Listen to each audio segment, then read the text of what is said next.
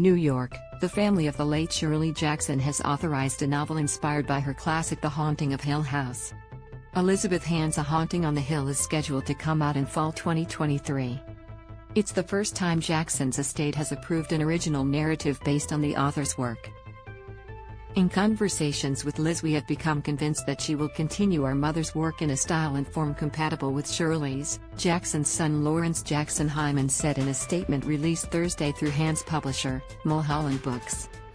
We believe that this initial collaboration with Liz Hand will further enhance the burgeoning literary legacy of Shirley Jackson, and help to continue her literary presence and influence well into the 21st century.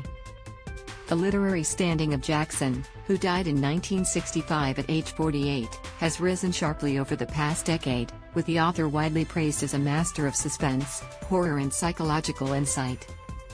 Many of her books have been reissued, including some in bound volumes from the Library of America, and her family has overseen the posthumous release of unpublished stories and letters.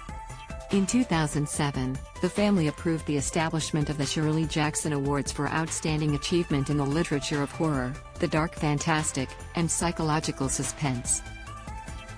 The inaugural winner for Best Novel was Generation Moss, by Hand, who has since received 2 more Jackson Awards, along with 4 World Fantasy Awards and 2 Nebulas. The Haunting of Hill House, published in 1959 and later adapted for film, theater and Netflix, is a gothic horror novel set in a remote mansion visited by 4 characters, including an explorer of the supernatural. According to Mulholland, an imprint of Little, Brown & Company, Hand's book will center on a theater troupe that uses Hill House to rehearse a modernist staging of the 17th-century play The Witch of Edmonton.